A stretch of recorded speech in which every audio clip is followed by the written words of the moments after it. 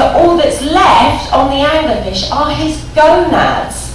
Now, the female will then use these gonads to reproduce whenever she wants. And it's known that she can collect about 6 males at one time on her body. So it's an ingenious mechanism because these are deep sea creatures and they very rarely meet. So by doing this, it's ensuring that they can create the next generation of anglerfish. And I am sorry about that, but yes, you can collect 6 males at one time. There aren't any photographs of that yet because these are actually quite recent. It's recently discovered this. So, poor men, but it's just how it is, just how the species reproduce. So, imagine you've got all the dating stuff out of the way, all that awful dating stuff where you've got to meet new people all the time. You found the person of your dreams. You run off into the sunset, you declare your love for each other, and it's all a happy ending. That is, until you get completely hammered at a party, and then you get a slightly wandering eye. You possibly kiss someone else, and then it all goes downhill. Well, researchers wanted to find out if the issue with alcohol consumption and fidelity was found in other species. And they found that it's not just us humans that sometimes get a wandering eye once we've had a few to drink. That is if you're a prairie vole.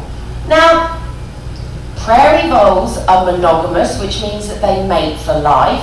Both parents raise the young, and they've even been found to show empathy towards one another, dishing out the cuddles when the partner feels sad. But it turns out that prairie voles, they quite like having a couple of drinks, being one of the only rodent species to freely consume alcohol if it's readily available. So what they did, they thought, well, they've got similar life strategies to us. Let's see if we get them drunk. Let's see if it will break down the lifelong bond. So they got a load of prairie voles and they put some ethanol in their water overnight just to see what would happen. But they also, they kept some of the partners sober, and they also introduced a load of other hot single prairie voles to the party.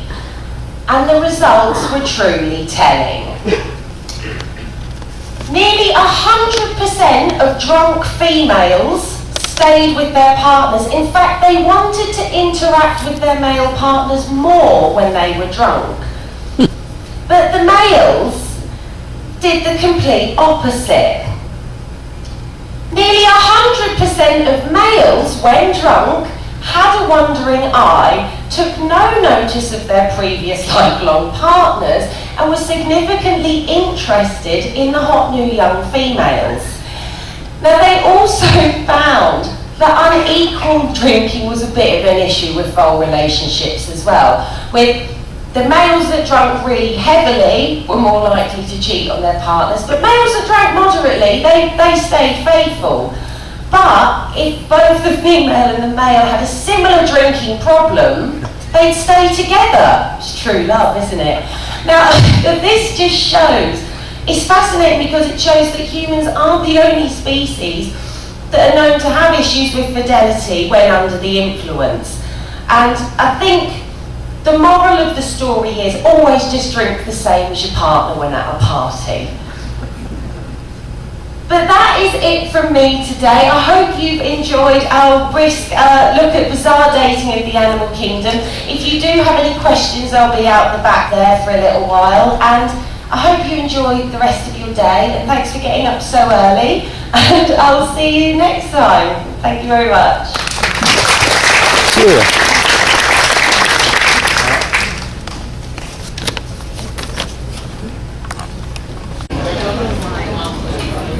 Now, the ship now is 9:50 a.m. on the 14th of December 2018. The ship this location outside of Pattaya, next to Macau.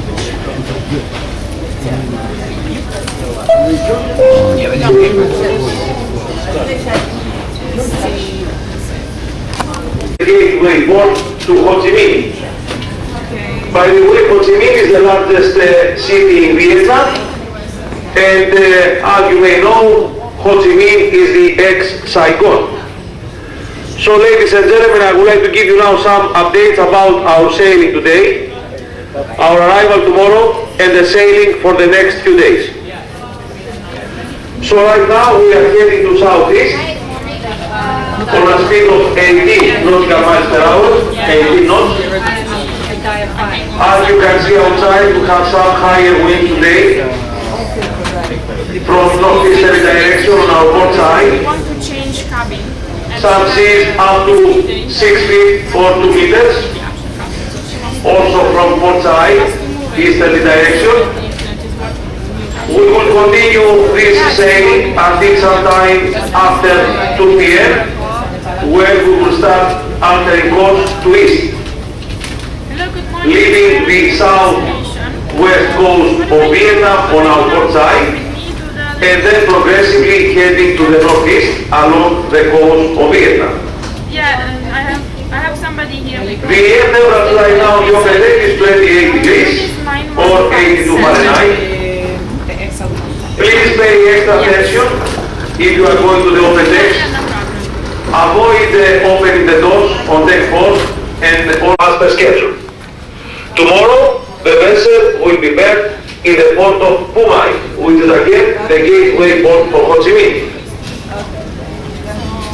Now, I have some news that perhaps tomorrow morning the pilot will not be available outside.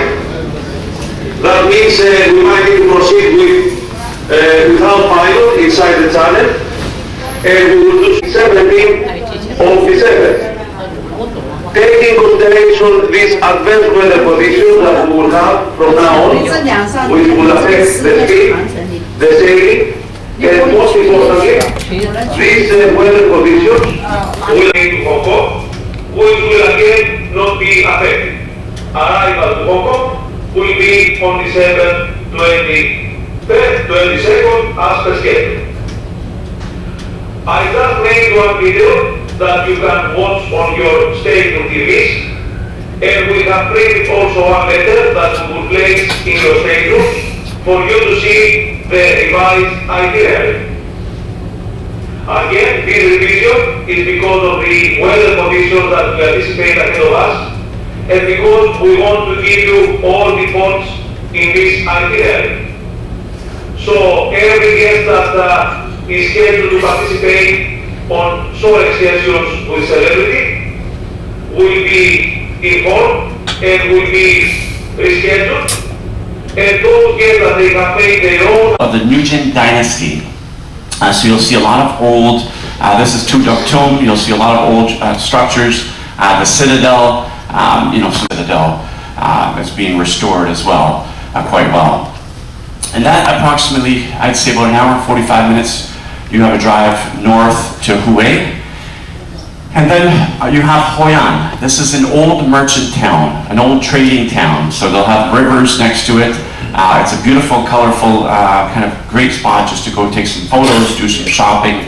And it has a beautiful mix of Chinese, Japanese, European architecture and a feel to it. So again, that's Hoi An, and that's approximately 1 hour and 40 minutes away. You can see the yellow buildings, and I'll show you a few slides about Hoi An. You do have to go through Da Nang City to get to reach Hoi An, and Da Nang City is the nearest location to where we are. This would be the excursions where we would do on your own to get to Da Nang City. Da Nang City is approximately 50 minutes away.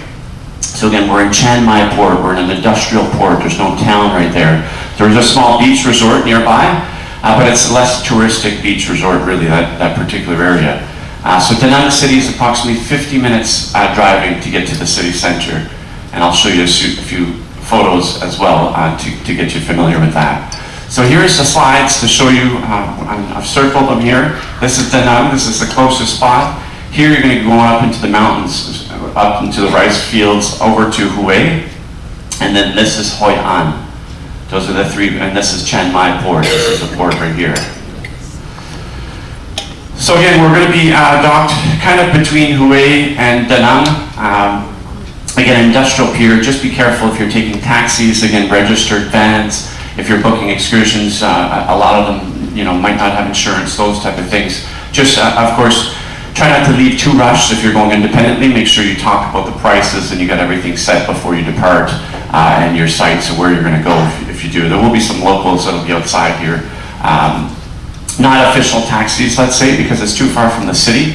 They won't have, but they'll have vans and different things if you're going to go independently. Now that's a rainy day. Hopefully that's not what it's going to be like, but again, we're hoping that the weather's going to get better here. And one of the reasons why the captain's delaying us, let's say, for 1 day to go in. So hopefully that'll be okay, and it'll work out as the best move that we can do. Now this is the map of the religions. You can't say it's just one religion, like you go to a Catholic church or a Jewish synagogue or an Islamic mosque where only one religion is practiced. When you come into the East, many of the religions blend together and they're practicing similar things. So, with Buddhism, 500,000 adherents around the world. Confucianism, they say about 6 million. But again, Confucianism to us is more philosophy. And lots of people that stem from China have this Confucian ethic. There's lots of principles that they follow in their daily lives. So to limit it to 6 million is perhaps rather limiting.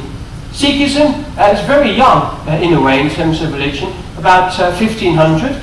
Again, it's coming out of India. Some of the battles that took place in the olden days.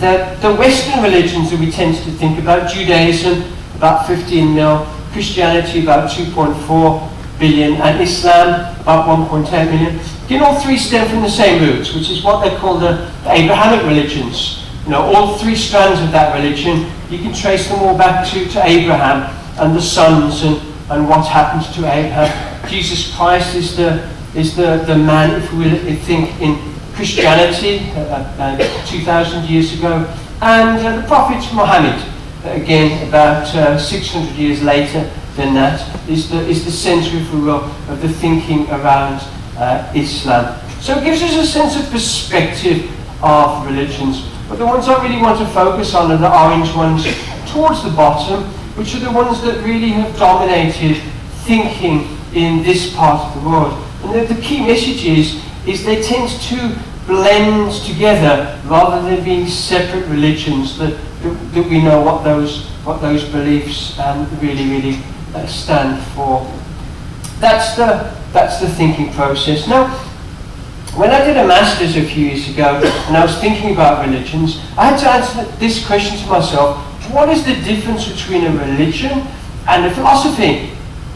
And it's kind of really tough question. And so my understanding, or what I decided was the difference, is that if I can think about what beliefs people have, religions have belief systems. There's usually a community involved in a religion too. There's often some scriptures that we can find, and there are some rituals that are practiced. So again, when you're thinking about Confucianism and Taoism and Hinduism, we can start to think through this particular lens. If it's a religion, you'll normally find some really strong belief systems that are supporting it. Whereas if it's just a philosophy, it's based on asserted truths, if you will. Religions often have a very clearly defined sense of community, whereas philosophical belief systems tend to be quite diffuse. In the issue of Confucianism, there isn't really a community per se, but loads of folks practice it, if you will. Scriptures, most religions have an authoritative set of scriptures. You can go to them and see what they are. Whereas in terms of philosophical systems, there's a bunch of ideas. It's what we call an eclectic mix of things. And last but not least, The rituals practiced in religions are quite extensive. Going to church from a Catholic perspective, Mass, or going to the temple and giving offerings and birthrights and death rights and so on. I always smile when I go to a Hindu temple because you see lots of figurines and lots of gods. Because Hinduism doesn't have just one god, it has many gods. Many gods. So we'll talk a little bit about them there. In Singapore, this is the Sri Mariamman temple. Again, it's quite a busy temple in Chinatown. You've got a whole bunch of temples, Hindu, Buddhism, Taoism temples, all almost next door to each other. It's almost like Temple Row where they are. There's lots of temples all worshipping together. What are some of the issues with, or some of the principles underlying Hinduism? Well, actually, one of the things about Hinduism is its colour. The colour of Hindu is saffron. So let's put the colours up there in saffron. The colour of light. It's a very interesting colour. Diwali, just had the Diwali festival, which is the festival of light.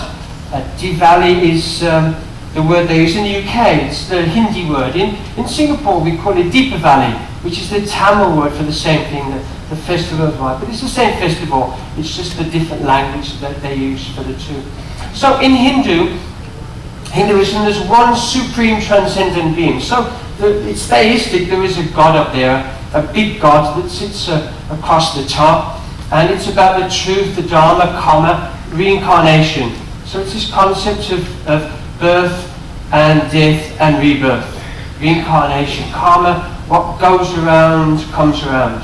So again, doing the right thing, and a lot of the principles that you find in Buddhism, they can get traced back to this because Buddha came out of the Hindu traditions. So Buddhism is very much shaped by a lot of the ideas that are in Hindu. 3 million gods, not one god. 3 million gods and goddesses. So there's a god for anything. So if you talk to a practitioner of Hinduism, pretty much every day they'll be sending a worship to a different god. And depending what they worship, they'll often worship food. They'll pick the colour of the food to reflect the day. And each day has a colour as well. So it's quite an interesting way that they go about things. There's 3 main gods, I guess. Brahma is the creator of life. The second main god, and I say main god, it's my understanding of it. It just helps me navigate what goes on. The second main god is Vishnu, the god that preserves things. And the third main god is Shiva, the destroyer. Now, when I started out life many years ago, I started out life building operating systems in IT. I come from a very technical background. And the first time I encountered Hinduism, I had to smile because it reminded me of business. Brahma, the creator in business, I guess the marketing department is the department that creates things. Vishnu, the preserver, the chief financial officer, preserves all of the wealth in the company. In terms of the destroyer, well, that was always IT. We would always create chaos wherever we went. So, in a way, these 3 ideas, preservation, creation, and destruction, fit the Hindu psyche of birth and reincarnation and so on. And then it does a lot of what we do in life, does it not? It was very much an oral tradition, but it got converted to Sanskrit about 3,500 years ago. Remember those dotted lines that I put in, when it went from a kind of a loosely structured religion to have a shape within it, and it created the kind of the rituals and the documentation trail that people start to follow the scriptures for it. The teachings which are captured within Hindu are written up in the Upanishads. And the rituals, very much a ritualistic religion, are what we call the Brahmanas. That's why you get the Brahmin monks. They're the guys that practice the rituals for Hinduism. So it's the world's oldest religion, which is a really interesting thing for it to do. When when you see a temple that looks like that, classically it's a Hindu temple because there's so many gods. Because there's 3 million plus gods. You see gods plastered everywhere. You go into the temple, there's lots of little places to give offerings to all of the different gods of the day, and so on. So they tend to be very colourful, very smoky, very noisy, very busy, somewhat chaotic places. They're not quiet places of repose. Kind of noisy, busy places as well. There is nothing noble, an old Hindu proverb says, in being superior to some other man. True nobility is in being superior to your previous self. So it's a religion that focuses a lot on the self and self-improvement, and not churches. It's humongously huge. Fantastic place to go to. So, Buddha said we are shaped by our thoughts, we become what we think. So, the ethos behind Buddhism is a much more personal religion. It's about suffering and the things, the physical and mental things that you and I can do to conquer, to overcome our suffering. Because when we can overcome our suffering, the intention is to reach nirvana, to be released from suffering. So, rather than to me being a religion with a set of scriptures, which Hinduism is, it's very much a personalized way of thinking about one's life. And it's not surprising that quite a number of individuals over the years have taken to a form of Buddhism in terms of being more mindful and becoming more aware of what they do in life and the impact that they have on other people as well. So it's kind of an extension of some of the ideas on Lantau Island. But what's kind of interesting is Buddhism asks us to think about where do we place our focus. Is it all upon ourselves, or are we really focusing on the true spirit of Buddha themselves? So it gets us to shift the focus, not just on us, but also on the Buddha too. And hopefully, if we get it right, if we really intensely take the focus away from our own personal desires, that is how we get ourselves to this state of enlightenment, by focusing on principles that let go of those desires. So I simply, and that path to enlightenment is what we call the Noble Eightfold Path. Buddha talked about the path from samsara to liberation. Samsara is the wandering, because, as you know, he kind of wandered the world trying to find enlightenment.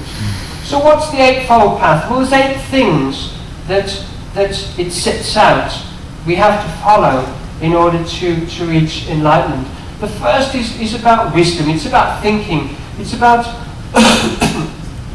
excuse me. It's about having the right views and understanding things as they are, not as we would want them to be. So it gets us to suspend judgment when we see things. So rather than saying that's right or that's wrong, to say, well, it is what it is. And how can I understand what it is and what it means to the people who are doing that? Second thing it asks us to think about is to have the... I'm going to talk about that. Now, if you look at Vietnam, it's kind of a long, thin country that we're looking at here. I showed it brown, and we can take a little better look at it. You see that, number one, it's surrounded by water in terms of the China Sea, the Gulf of Tonkin, and the Gulf of Thailand. In terms of land borders, its basic land borders are with China towards the north, a long border with Laos, and then just this little bitty border down here with Cambodia. I won't read you the numbers, but you can get a sense of the size of the land area, and you get a sense of that long coastline. And as you noticed when we were traveling last night, and you'll see it more and more as we travel up the coast, there are just a lot of fishing boats. Major industry, and of course a major food source for Vietnamese people. Now, I always like these. This comes out of the CIA World Fact Book. So remember what they said about the CIA. If I tell you, I'm going to have to kill you. But it's a very good book. It's online. Whether they track you or not, I can't tell you. They probably track me anyway. And so they tend sometimes to lay the countries over the United States map. So you can see how it lays out. It lays out from the Wisconsin-Michigan area all the way down to Tallahassee, Florida. Sometimes it takes up other areas. If you wanted to get a comparison with the United States state, it would be the size of Tennessee. Now, we'll take a look at its flag. I always like to talk about flags if you have time. You can see there's a red background, and there's a 5-point yellow star. So the red background is very familiar, again, for communist countries. So the symbolization of this in Vietnam is the goals of the social revolution. Now the 5-pointed star itself talks to the 5 classes of people in Vietnamese society. This is the order they presented. I'm not sure it's necessarily a significant order, but number 1, it's intellectuals, farmers, workers, businessmen, and military. So those are the 5 classes of people in Vietnamese society as envisioned on the flag. Now here we see the emblem of Vietnam. Again, you see it's somewhat circular. We see a red background. We see a yellow star in the middle. The text, which is tough for you to read, basically translates to the Socialist Republic of Vietnam. Now, the symbolism here, the red background and yellow star represent the Communist Party of Vietnam. The little yellow cog wheel right here, all right, that represents the cooperation of industry, labor, and agriculture. Now the capital is Hanoi, and again you can see the population is a little under 8 million, or just about 7.59, and again you can see the size of Hanoi, and of course it is way up here. And we're basically going first to Ho Chi Minh City first. As a socialist republic, basically it's communistic in nature. There is the 9th president of Vietnam, is Tran Dai Quang. He became president on the 2nd of April, 2016. How did he become president? Well, not in what we call elections in terms of the United States or Great Britain, but rather he is elected by the National Assembly members. Then he has a 5-year term, and surprise, very much like Vladimir Putin, he received 98.9% of the vote. The next major person in the government is the Prime Minister. All right, and his name is Nguyen. Now, Nguyen is a very common name you'll see in Vietnam. In the Imperial Way lecture, we'll talk about the Nguyen dynasty, but you'll see it also in terms of names of streets and, of course, in people's names. So Nguyen Van Phuc. And he's been Prime Minister since the 7th of April, 2016. Now, he gets his position by being appointed by the president. So, of course, he's going to be a loyalist in terms of his views. Now, they have a constitution. All right, the constitution is basically a preamble with 11 chapters. They have a cabinet. All right, the cabinet members are proposed by the prime minister. They are then appointed by the president, and then they are confirmed by members of the National Assembly. And as I said, there's only one political party there. You're either a member of the Communist Party of Vietnam or you don't belong to a party today. Will that change? Well, who knows? A lot of countries are changing over time. Now, it is a unicameral government, only one body, one legislative body, or parliamentary chamber. And that's called the National Assembly. And it meets twice a year for a total of 5 years, which to me is very logical. The more politicians meet, the more trouble they get with the population. There's 500 seats. In 2016 was the last election. 496 candidates were elected, but interestingly enough, 21 of them were not members of the Communist Party.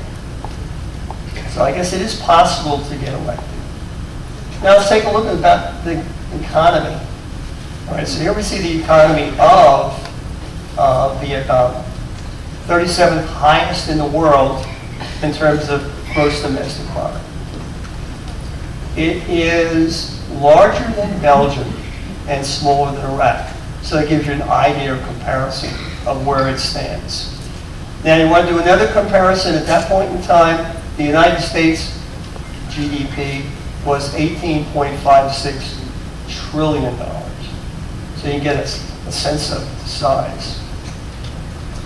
Now, how about per capita? Well, it's got a very low per capita income. So again, per capita is just doing the division, GDP by population. So it doesn't mean that everybody there makes $6,400 a year. Some people make a lot more. Some people, unfortunately, make a lot less. It sits about 161st in the world, larger than Burma and smaller than Uzbekistan. Now, I can tell you, I've been to Burma, and Burma is one of the poorest countries I've ever traveled in. So, it gives you a sense of that. Again, going back to the United States, same time period, per capita is 57,300. Very significant. Okay, there's the population, and there's this graph that the CIA people always put in there. It shows you population, male, female, versus age group. I guess all we can say here, basically, maybe there's a few more women, females. Sometimes there's something significant in it. Sometimes there isn't. And it's really just a series of bars. Its population is about 15th highest in the world. Larger than Egypt, smaller than Ethiopia. And again, that drives the per capita. Ethnically, it is a melting pot. A lot of countries have been here. A lot of countries have had people emigrate to Vietnam. 86.7% are kin. That would be native Vietnamese. Now we have about 1.9% Tay, that came from China, about 1.8% of Thai, and then you have a series of groups like the Hmong, the Hmong, the Nhong, are basically ethnic Vietnamese coming from areas and mountains that also border China. And the Hoa, 1.1%, basically ethnic Chinese. Official language is Vietnamese. You'll find English spoken there. You'll find French, because that dates back to when it was a colony of France, and Khmer. Now, what I found very interesting, with a low GDP, they do have a reasonably good literacy rate, and that's 94.5%. So the ability to read and write your own language is much better than I would have thought. Now, religions are interesting. I'm not happy with these numbers, to be honest with you. And the large number that the CIA came up with says that 81.8% of people either said they had no religion or refused to state their religion. A lot of the books that I read say Buddhist is the largest single religious group. You have a large group of Catholics from the French colony days. And then we get into some of the ethnic ones. Ojai, Cao Dao, and a very small percent of Protestants and Muslims. Hereby, you'll see a church on this photograph that we'll be looking at a little later. Money. Well, if you change your money into Vietnamese dong, you're going to be carrying millions of dollars around with you, or millions of dollars. First time I went there, I said, this is very reminiscent of Italy before the European Union, where you had very, very large numerical bills. And you might spend something like 2,000, 3,000 lira to buy a loaf of bread. So here you see some of the basic banknotes. I'll show you the coins in a minute.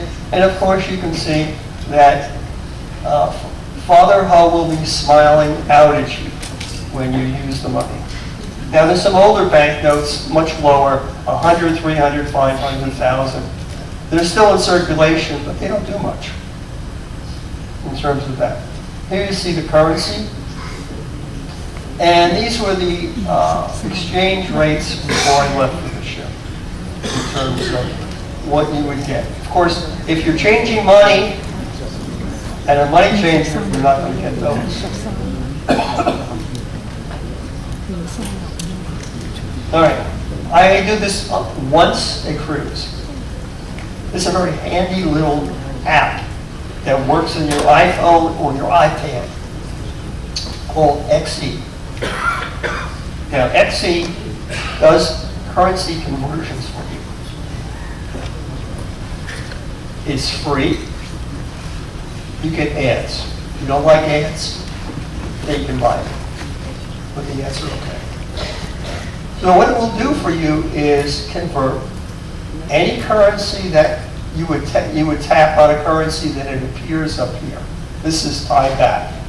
Put it in a number, and then it will tell you in euro, in pound sterling, or US, or any other currency. It works offline, and it works online. If it's working online, then it goes back and checks the latest rate. If you work offline, then it will give you the value that was appropriate the last time you were connected to the internet.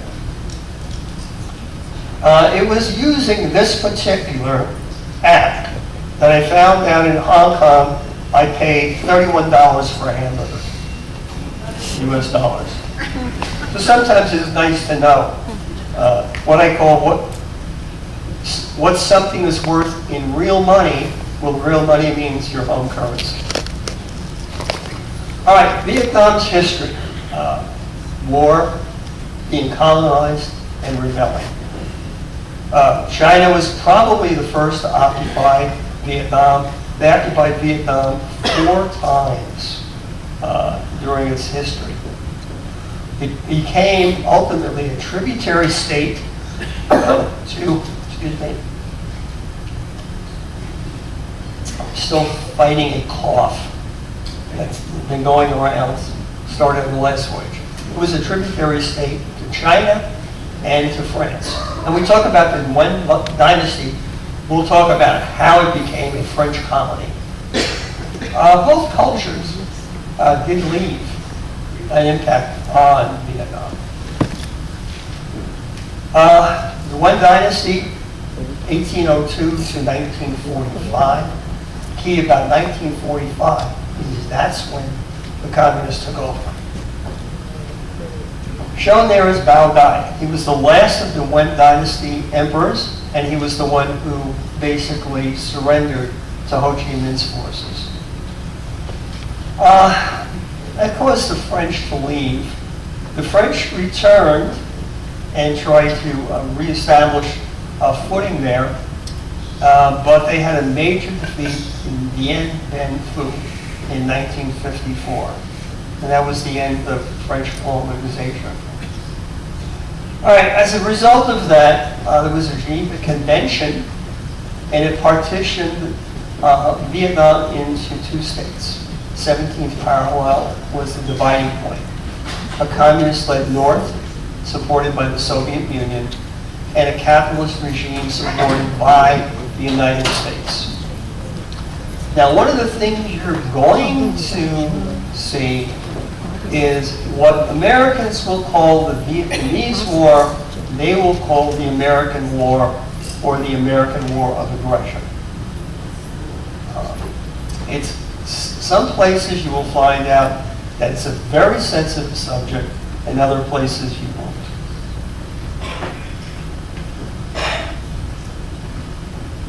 All right, so we're going to talk about Ho Chi Minh City. It used to be known as Saigon. You'll find the old name is still used by a lot of different people. It was the capital of the Republic of Vietnam, or South Vietnam. In 1975, following the fall of Saigon, it was renamed Ho Chi Minh City.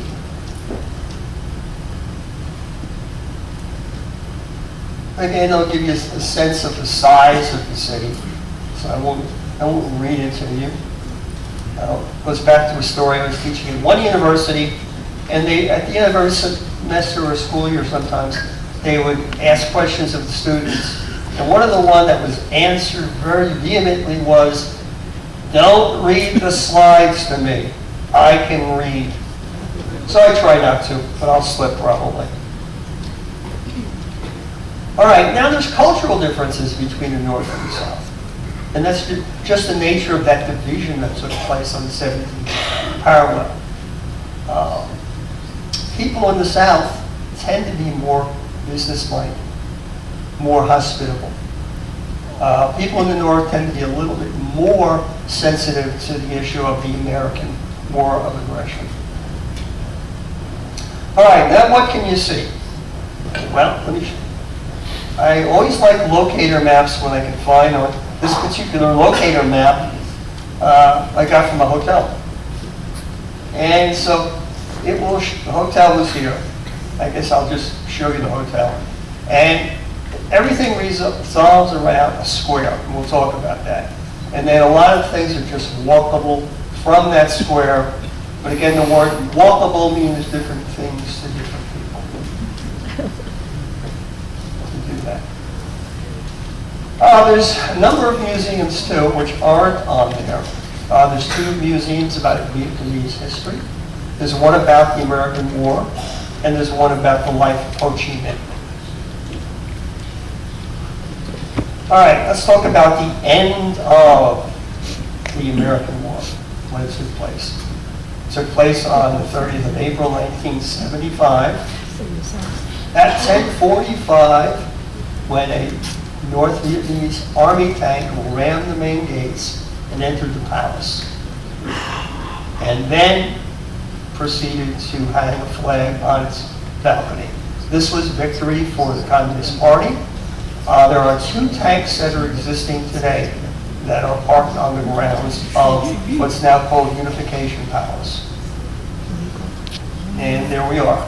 So this has become an icon of the struggle against and the capturing of South Vietnam.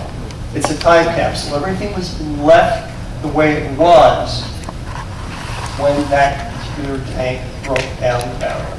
And most tours will take you through Unification Palace.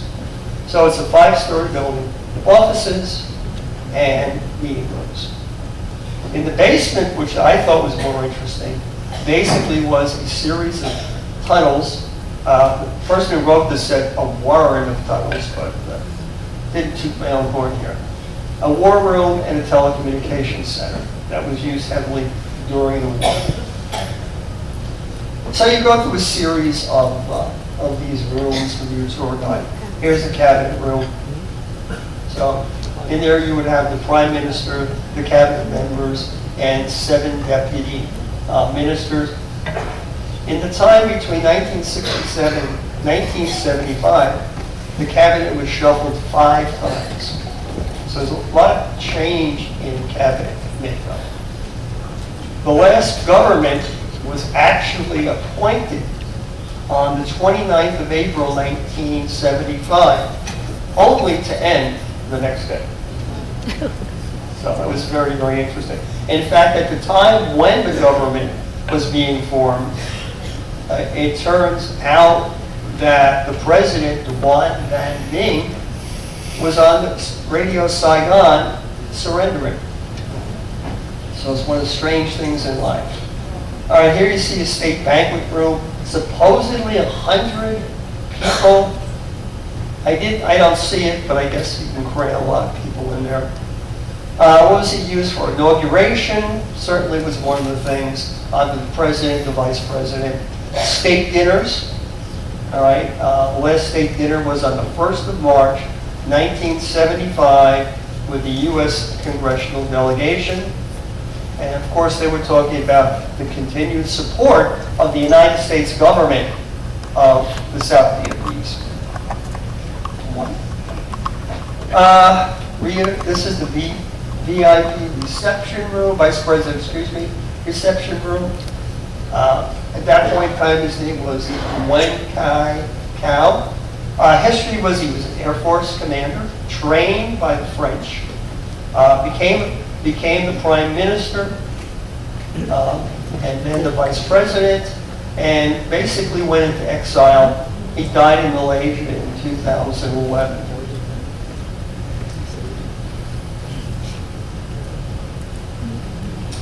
Here's just one small picture of the war room.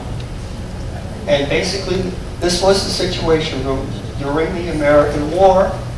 Basically, the military leaders as well as the president would be located down there. The information that they would have on the series of maps there on the wall behind and on the side walls you can't see would be the positions of the forces in the south, both the south and the north armies, the position of the United States and allied forces. And on the top of the roof, we see a UE helicopter that's owned by the United States. This basically was part of Operation Frequent Wind. Frequent Wind was basically the process of evacuating American civilians and at-risk Vietnamese from Saigon prior to the fall of the city. And it was carried on from the 29th to the 30th of April 1975. The estimate is 7,000 people were evacuated by helicopter. This is one of the most famous pictures about the evacuation. Most people think that it was from the U.S. Embassy, but it was not. It was from an apartment building called the Pittman Apartment Building. It was located on 22G along Street, and in reality what they were evacuating were people that were identified as being at risk. Okay, now let's go to the starting point if you're doing it, and that's right here in the center of the locator map. All right, and that's Ho Chi Minh Square, right in the center of the city. All right, this is where again you have the opportunity to walk, quote unquote, and what you're going to see. All right, let me take this off. What you're going to basically see on all sides is the French colonial architecture that took place. All the way in the background is the City Hall. Typically a place where people take pictures. So let's move on. All right, so there you see a statue of Ho with a little girl next to him. Again, that's in the square. And somehow between 1990 and 1995, the little girl fell out of favor. And she was replaced by just a statue of Ho Chi Minh standing. As you can see the size of the statue. And again, the City Hall was in the background. Great place to take a picture daytime and nighttime. Now, building was originally called the Hotel de Ville. It was built in 1898 by the French and put into use in 1909. The article I read and myself made a fatal mistake. It was no hotel. And how did I find that out? Well, I said it was a hotel in the last voyage, and at the end, the French gentleman comes up and says, that's not what it means. He says, but I wasn't sure what he said. He says that's a staying in France and has a different meaning. So, one of the things I have to do when I get back to the States is bone up on my French and try and figure out what does that really mean. Now, it became the People's Committee Hall in 1975.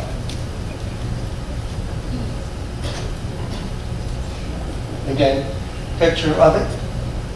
3 buildings, center, left, and right, currently closed to the public, but a beautiful, beautiful shot. You see the fountains in the front, circular fountains in the front, and the building in the back. I do hope you're not taking a picture of me because it's not worth it. All right, again, while the French were there, they wanted to kind of recreate the types of things that they did back in France. And so one of the things they built was an opera house. Again, French colonial site. Built in the 19th century. Today it's called the Municipal Theater. But it was built to be an opera house. What's very interesting is it was patterned, the design was patterned after one in Paris, Petit Palace, in terms of what it looks like. Everything to build it was brought in from France. Nothing was done locally. It was just assembled. So the ornamentation, the balustrade, the cartouches, the roof, all of the interior furnishings were brought in from France to build this. Here you see another picture of the night. In 1975, they started using it as the lower house assembly. Excuse me, in 1956. And in 1975, they converted it back into a municipal theater. Here's what the inside of it looks like.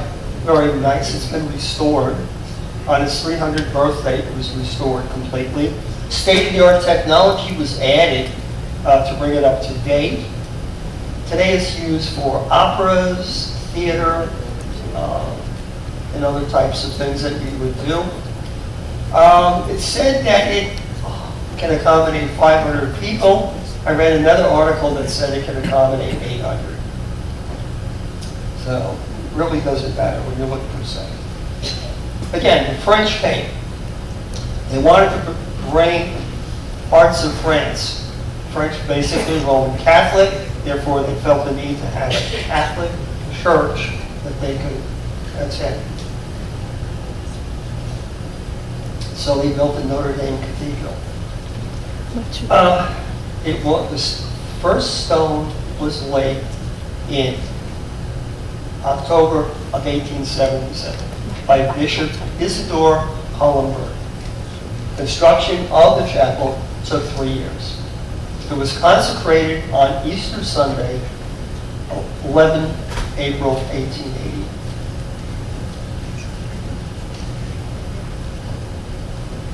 Again, French colonial in terms of its style.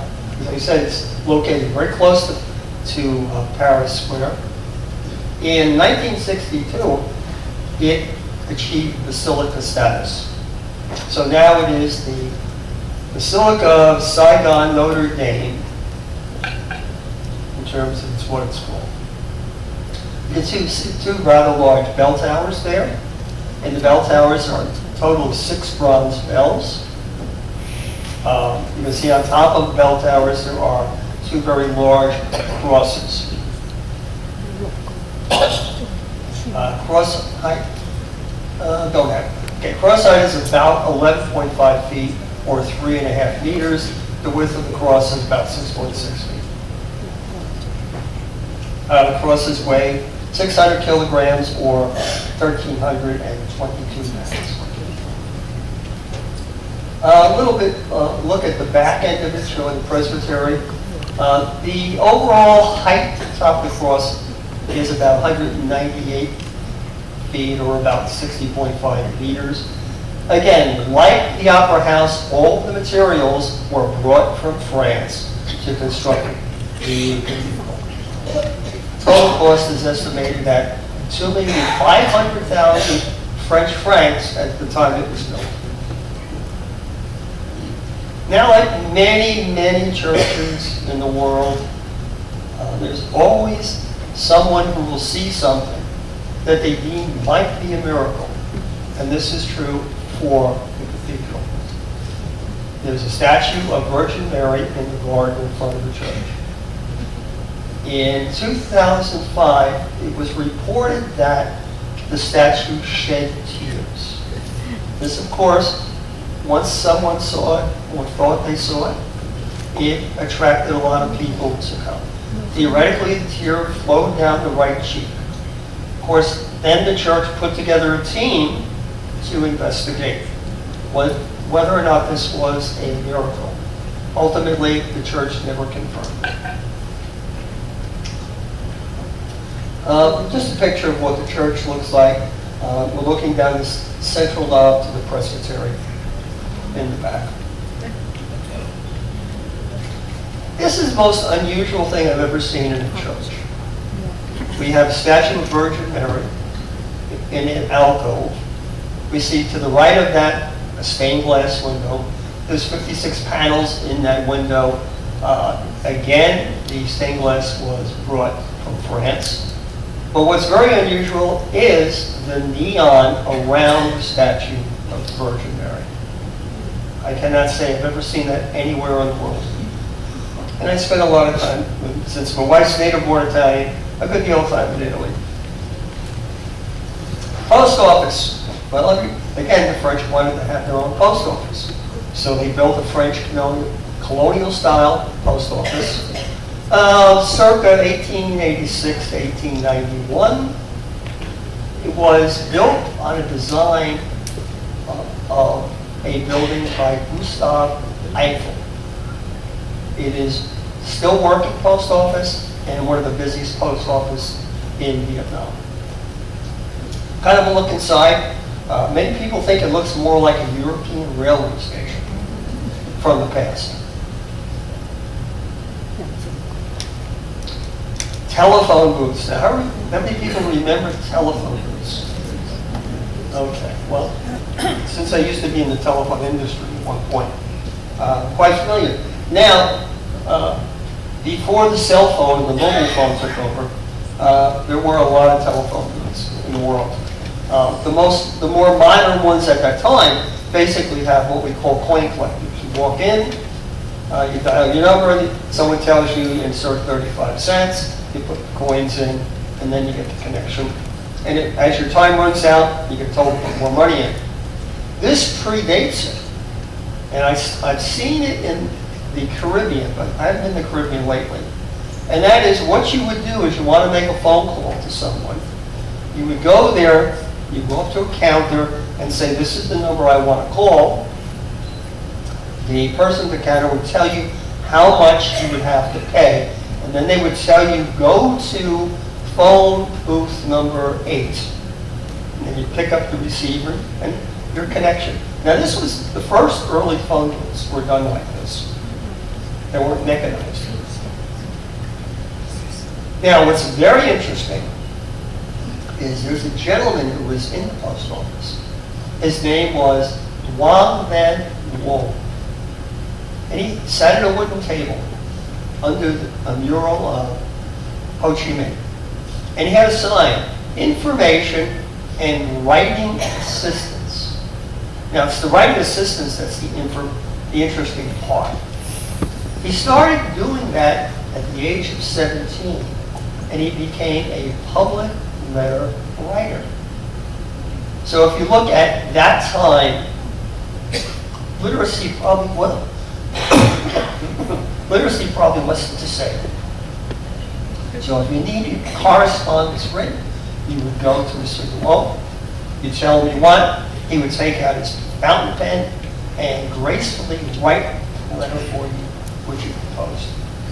Probably also write the response, would be my guess.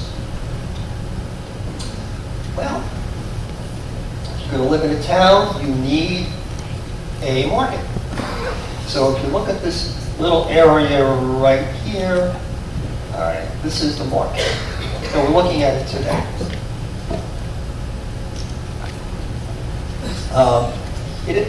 Today's market evolved from basically a wet market created by street vendors in the 17th century. In 1870, the French decided to build a much better wet market. Now this is another one that the gentleman told me is Bajales Central. It's more Spanish, but also doesn't mean what I thought it meant. So I got to work on that one. This is the oldest market in Ho Chi Minh City in terms of that. The current market you can see today was dated in 1917 and refurbished in 1985. If you were to go there, start as early as you can, which is a little difficult because of the port versus the city. You can haggle in some products. Other products are price fixed. What would you expect? Fruits and vegetables, fresh and dry, you can find there. You can find plenty of fish, again because of the coastline and the diet. And you can find meat. How many people have a butcher today? Okay, so everybody buys their meat and poultry shrink wrapped in plastic? Yeah. So most of us don't know. There is one butcher near where I live in New Jersey, when I go to New Jersey. And I remember one day walking past him, they bringing up big garbage cans. I started to hear noise in the garbage can. And then I heard, well, it was goat. So again, in that area, goat is part of somebody's diet. All right, again, what do we see here? We see basically coffee, tea, spices, and nuts. Now, there's a tour guide that I use in Mumbai, and she took me to the Crawford Market, and she lamented that the Crawford Market was basically vegetables, meat and stuff like that. But all of a sudden, electronics came in, all of a sudden tourist stuff came in, and that's true with what we're going to see. You're going to start to see souvenirs, in addition, electronic goods, watches, luggage. So again, kind of changing over time. And of course, here we see the ubiquitous shirts. Now these are more pre-made shirts that local people could buy. And then something else that's very unique is here. Now there's one again in Mumbai, a market in Mumbai where you go. And that's material to create clothes. Now my wife, at a younger age, was a very good seamstress. And she used to make clothing for our daughters.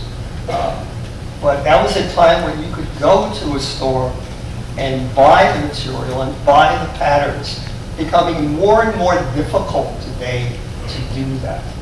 Also, that way is more expensive than buying clothing today at Walmart or at Kohl's or Penny's or wherever you buy your clothing. So that's a little bit of a look at Ho Chi Minh City, some of the things you can see. As I said, we have one coming up on Imperial Way. Now is 3:30 a.m. on the 14th of December 2018. The ship go by Macau.